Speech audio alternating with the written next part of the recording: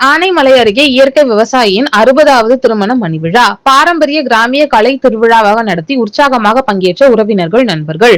ஆனைமலை அடுத்த அங்கலக்குறிச்சி பகுதியை சேர்ந்தவர் ரவிச்சந்திரன்.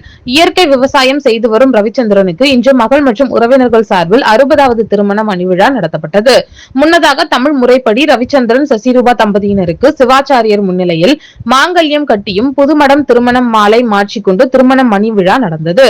இதைத் தொடர்ந்து பாரம்பரிய கிராமிய திருவிழாவாக நடந்த நிகழ்வில் தம்பதியினருடன் இணைந்து பறை இசை அடித்தும் துடும்பாட்டம், ஒயிலாட்டம் போன்ற பாரம்பரிய இசை கருவிகளை இசைத்து கொண்டாடப்பட்டது. மேலும் பேரன் பேத்திகளுடன் தம்பதியினர் நடனமாடி தங்கள் மகிழ்ச்சியை வெளிப்படுத்தினர். தாய் தந்தை பெற்றெடுத்த மகள் மற்றும் மகன்களுக்கு திருமணம் செய்து வைத்ததை போல் மகள்கள் சேர்ந்து பெற்ற தாய் மற்றும் தந்தைக்கு திருமணம் செய்து வைப்பது பெரும் பாக்கியமாகும்.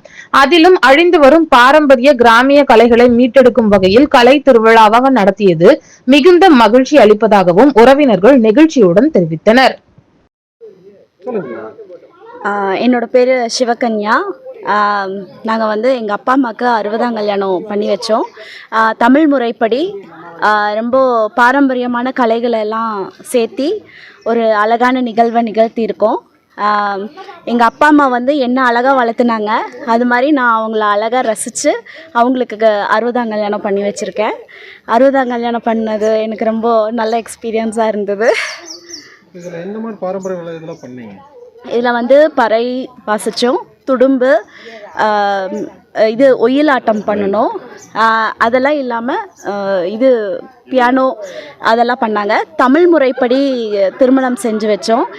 ரொம்ப மகிழ்ச்சியாக இன்றைக்கி வந்த எல்லாத்துக்குமே ஒரு வித்தியாசமான எக்ஸ்பீரியன்ஸாக இருந்தது. ஏன்னா எல்லோரும் அப்பா அம்மா குழந்தைங்களுக்கு பண்ணி வைக்கிற கல்யாணம் அந்த மாதிரி எல்லாம் பார்த்துருப்பாங்க.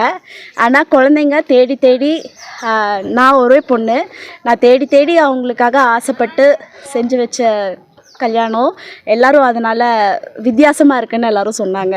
பேரம்பேத்தி எல்லாரும் சேர்ந்து பண்ணியிருக்கு. இதுக்கு நாங்கள் 60ஆம் கல்யாணத்தில் என்ன ஆட் பண்ணியிருந்தோன்னா பாரம்பரிய கலைகள் எல்லாம் சேர்த்து பண்ணியிருந்தோம். இதில் வந்து நாங்களும் சேர்ந்து எல்லாருமே இன்வால்வ் ஆகி எல்லாருமே ஆடி இருந்தோம். பாரம்பரிய கலைகள் வளர்க்கறதுக்காக ஒயிலாட்டம், பறை ஆட்டம், துடும்பாட்டம் இது எல்லாமே ரொம்ப சிறப்பாக பண்ணியிருந்தோம்.